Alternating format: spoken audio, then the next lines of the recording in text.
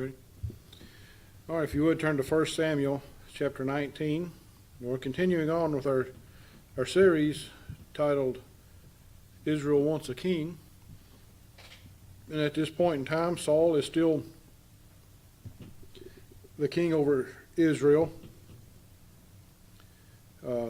It's been made clear by God through Samuel that Saul is no longer the man that God intends to be king, and God has actually already had Samuel anoint David. It's just a matter of time before that takes place.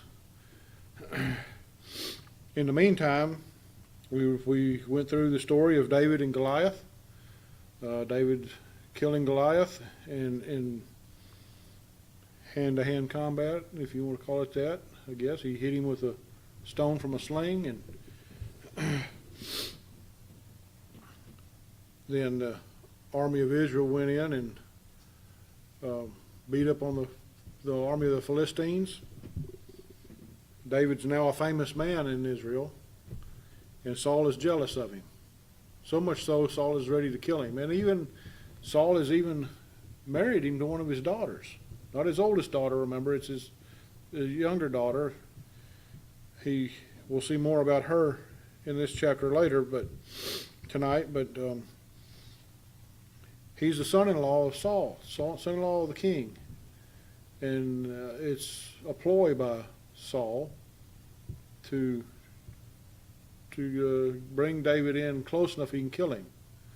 And he continues that tonight. So in 1 Samuel chapter 19, we'll start with verse 1.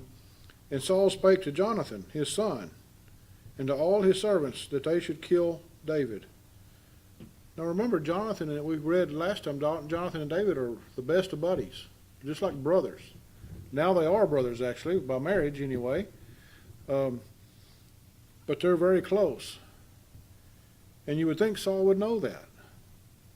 Maybe he hasn't been paying attention. I don't know, but you would think so. He's about to find that out, though. Jonathan's about to tell him. In verse 2, he says, But Jonathan, Saul's son, delighted much in David. And Jonathan told David, saying, Saul my father seeketh to kill thee. Now therefore I pray thee, take heed to thyself until the morning, and abide in a secret place, and hide thyself. And I will go out and stand beside my father in the field where thou art, and I will commune with my father of thee, and what I see, that I will tell thee. So Jonathan gives David a heads up that, hey, my father's about to kill you, or try to kill you. Go hide somewhere. When father goes out in the morning to look for you, I'll have a talk with him, and I'll try to smooth things over. And he does that for a time. And he said, after it's done, he said, I'll come back and let you know which way it went. Basically that's what he's saying. And Jonathan spake good of David unto Saul his father, and said unto him, Let not the king sin against his servant, against David, because he hath not sinned against thee, and because his works have been to theeward very good. Remember, David has been a good, faithful servant to Saul. First, he was brought to Saul because of his musical abilities and his faith in the Lord. Remember, when the Holy Spirit of the Lord left Saul, and God sent an evil spirit upon him, the only way Saul could get any comfort was by the playing and singing of David with his music. Now, that was the first time Saul's first experience with David. Then, remember, he made him his armor bearer, and when they went into battle, he even sent David back to his father before the battle with Goliath started. And when David come back to check on his brothers, Saul didn't even recognize him. Didn't know, when he come and said he would fight Saul, or would fight Goliath himself, speaking of David, Saul acted like he didn't recognize him. He acted like he didn't know him. I wanted to know whose son he was. And he does that again when he goes to marry David to one of his daughters. He wants to know who David's father is. You think he would have already known all this, but either he's got a memory lapse, or maybe this evil spirit that's on him has affected his mind already. But we're beginning to see that. But it's all out of jealousy, because David has now become the big hero in Israel, and he's taken that away from Saul. Saul was the big hero before. Now it's David, a young boy, a nobody. And Saul is jealous. So much so, because he's king, he's taken advantage of his authority and has demanded the death of David. He's told all his servants and even his son, Jonathan, to take care of him, to kill him. Verse 5, for he did put his life in his hand and slew the Philistine, and the Lord wrought us a great salvation over all Israel. Thou sawest it, and didst rejoice.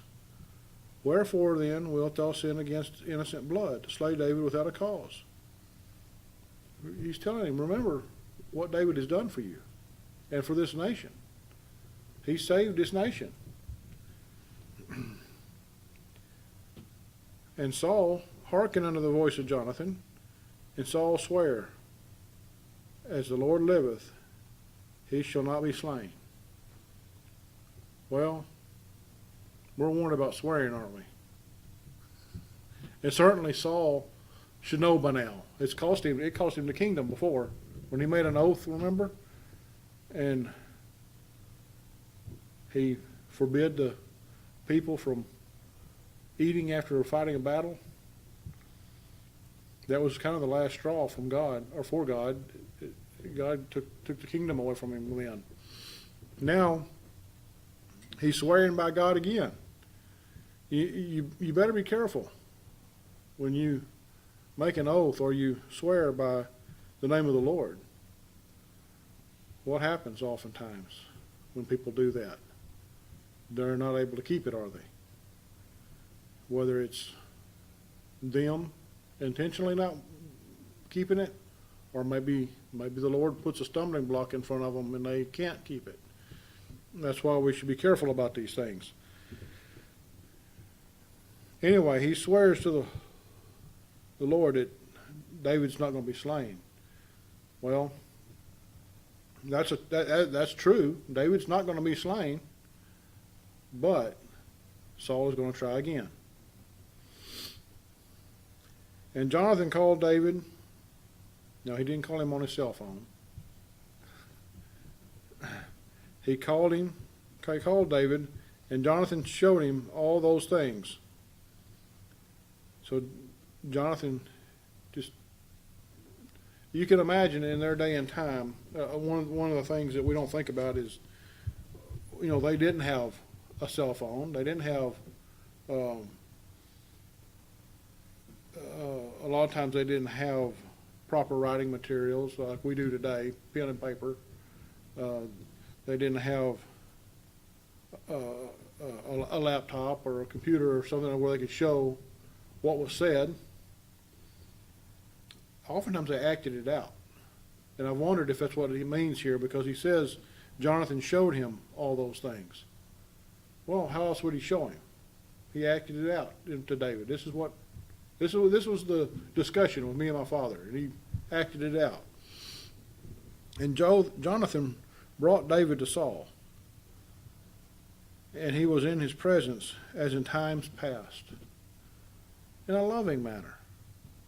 Saul accepted him. Saul's at peace right now, at least temporarily. And there was war again. Remember, Saul has become notorious for war. Every time somebody looks at him wrong, he's willing to fight, seems like. And David went out and fought with the Philistines. Here we go, the Philistines again. And slew them with a great slaughter, and they fled from him. Well, David didn't get killed in battle again. Now, it doesn't say anything here about Saul wishing that it would happen, but we know from what we've read before and what we'll read here in a little bit in this chapter is it appears as though that was probably on Saul's mind at this time.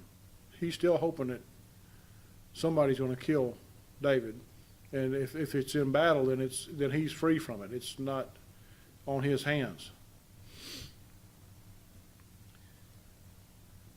And the evil spirit from the Lord was upon Saul. Here we go again.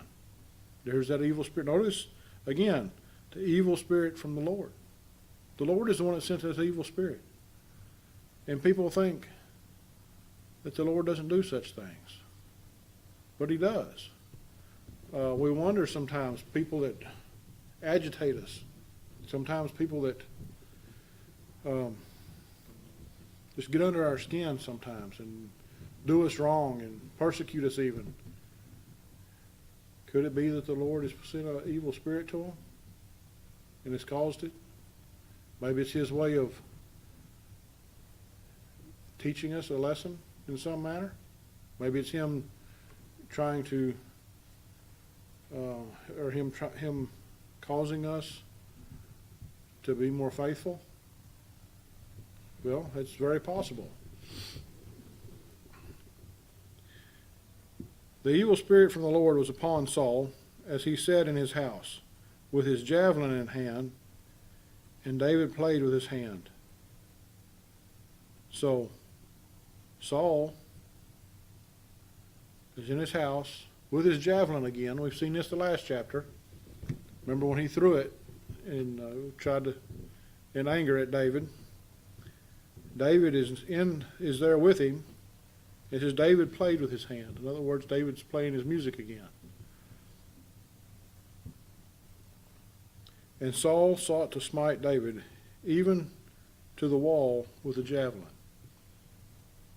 He wanted to pin him to the wall. You ever heard that expression? That's what he's talking about. But he slipped away out of Saul's presence. David escaped. He quietly just slipped away. And he smote the javelin into the wall, and David fled and escaped that night. David, again, we see David biding his time here. Because in all reality, if the Lord told David to do it, David could have killed Saul by now.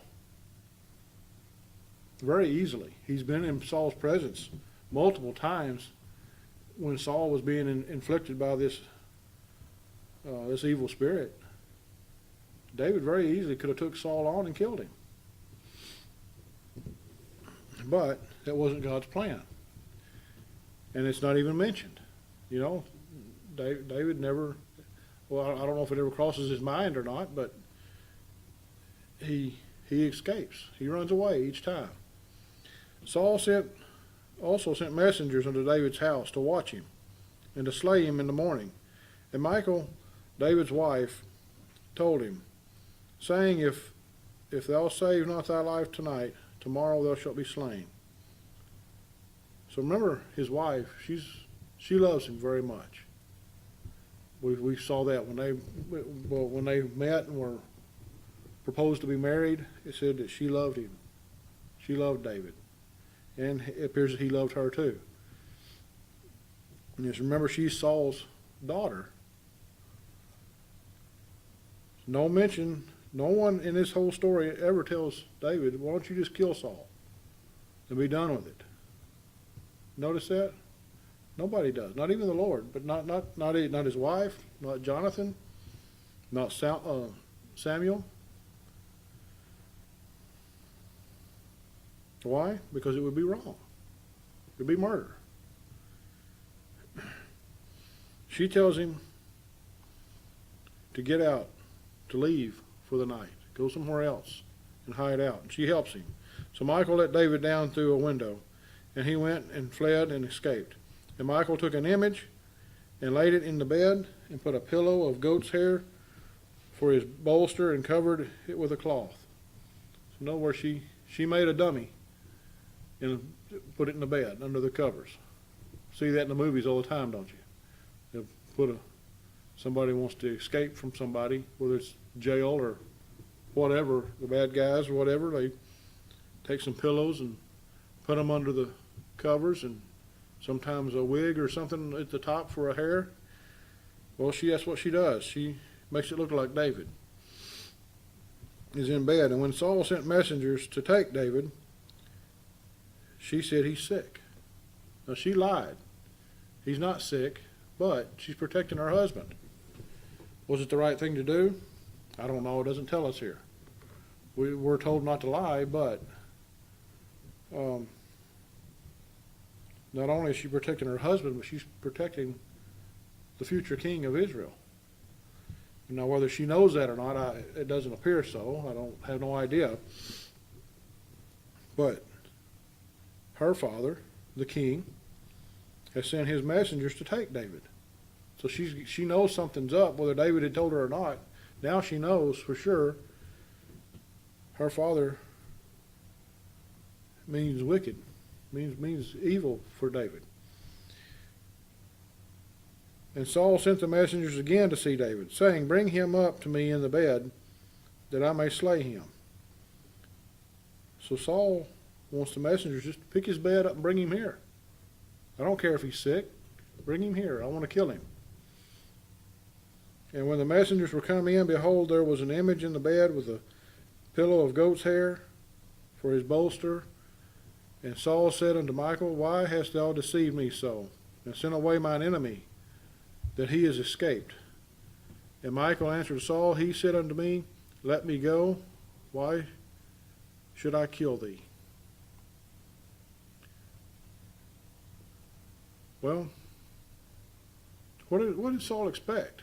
He got these two together and got them married. He saw they loved each other. Did he think that she's going to rat out her husband?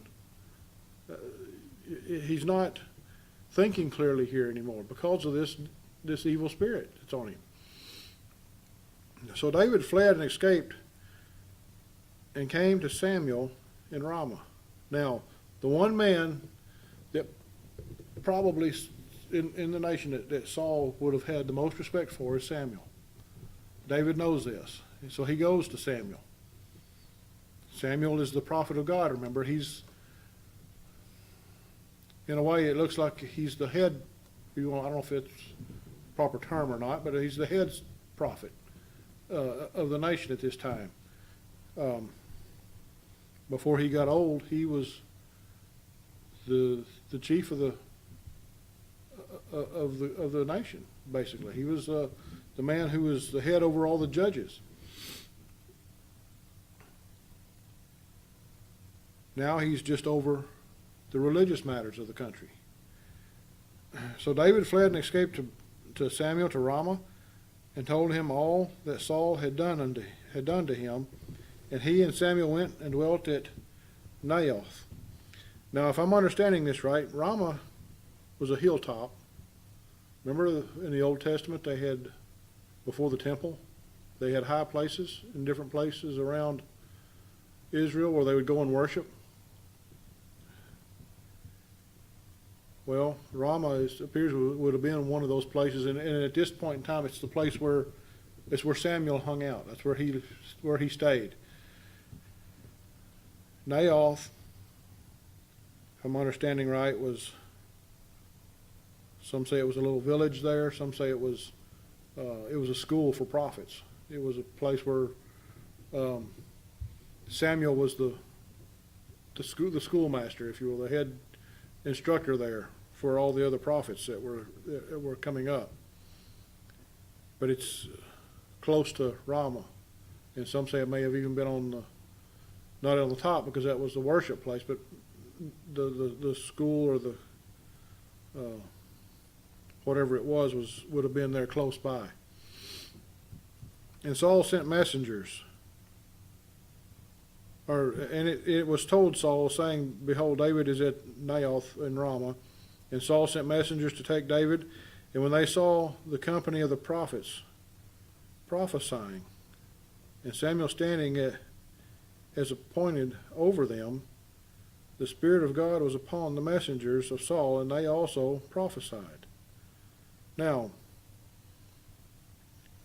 what's all this prophesying he's talking about here? And if you look this up, it appears as though the word prophesying and prophets, we know about prophets, the word prophets in the Old Testament and the New Testament both have different meanings. Oftentimes in the Old Testament we know that men like Samuel, Isaiah, Jeremiah, all the minor prophets that are listed there at the end of the Old Testament, Moses, those guys would have been prophets. They were the prophets of God. They foretold that the Holy Spirit would come to them and they would foretell things of the future. When you get to the New Testament and you see the word prophets, one, it's either referring back to those Old Testament prophets, or it's referring to someone who preaches the word. And people say, well, how can you be a prophet? Well, if you're preaching the whole counsel of God, you're going to be preaching prophecy. The whole book of the Bible, the whole of the Bible is mostly prophecy. So that the title fits. Now here, what are all these prophets prophesying? And what about the messengers of Saul? It says they also prophesied. Were they prophesying from the Word of God? I don't think so. What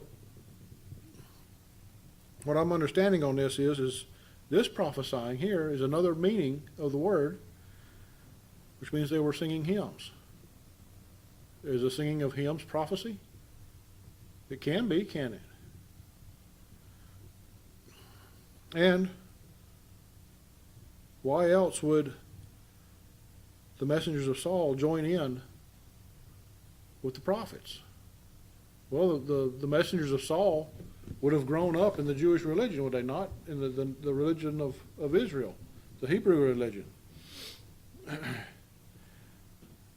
And when it was told Saul, he sent other messengers, and they prophesied likewise. So he sent some more men. What happens? They do the same thing. And Saul sent messengers again a third time, and they prophesied also. 3 times. The same thing. Then went he also to Ramah. So Saul gives up and goes himself. He wants to go see what's going on. And it came to a great well that is in Situ, and he asked and said, Where are Samuel and David? And one said, Behold, they be at Naioth in Ramah. And he went thither to Naioth in Ramah, and the Spirit of God was upon him also. Does that mean Saul was saved? No, I don't think so. Remember, he's had an evil spirit from the Lord on him for a while now. The Spirit of God left him back several chapters back. It says the Spirit of God was upon him. In other words, it's not with him, but it's upon him. And what does it say? Him also. And he went on and prophesied until he came to Naioth in Ramah. Now notice, Saul didn't wait till he was at Naioth to start prophesying. He started prophesying while he was on the way. There's a difference than what we see in his messengers. His messengers didn't start prophesying until they came into the presence of the prophets. Saul begins before he gets there. Do you think Saul was a prophet in the way that we commonly think of? No, I don't think so. And he stripped off his clothes also and prophesied before Samuel in like manner. Now, a custom in their day, this was a religious custom, it says he stripped off his clothes. He would not have stripped off fully naked. It would have been his top, the front his shirt or whatever he had on up top. That was a common practice. Now, whether that's what he did here, it doesn't tell us that, but I don't know. But that was and there's other instances in the scripture where it talks about that, but where even some of the prophets did this. They would strip down naked from the waist up. He stripped off his clothes and prophesied before Samuel in like manner. And also remember, nakedness was a sin after the fall of Adam. So that's another reason I tend to think that this is not, he is not completely, he didn't take off everything, in other words. Prophesied before Samuel in like manner. In like manner of what? Like all the rest of them were doing. He prophesied or sang hymns with the rest of them, or like the rest of them did. And lay down naked all that day and all that night. Wherefore they say, is Saul also among the prophets? We've seen a similar phrase to that before with Saul, when he was with the prophets. The people asked the question, is Saul now a prophet? Is he like the prophets of God? No, he's not. And when we get to the next chapter, we'll see that. He goes back to his evil ways. If you notice at this point in time in Saul's life, he's going back and forth between being okay and then just going totally off the deep end. And when this evil spirit of the Lord comes upon him, it seems like each time he comes, he gets worse and worse. His hatred for David gets worse and worse. Now he's before Samuel and all the prophets, and they're all singing hymns and prophesying and whatever they're doing. And now all of a sudden, Saul's, at least for a time, his image is cleaning up a little bit. It appears people think it, like they say today, maybe they think he found religion, and that's about that's about all that's happened here. He has found some form of religion. He's not. I still don't believe he's saved. There's no indication of that, and especially when we get to the next chapter and we see him go back to his hatred of David. So we're going to stop there for tonight. We'll pick back up with chapter 20 next time. And chapter 20 is a pretty long chapter. We may break that down into at least 2 sermons, we'll see. But Saul goes back to hating David again and threatening to kill him. So we'll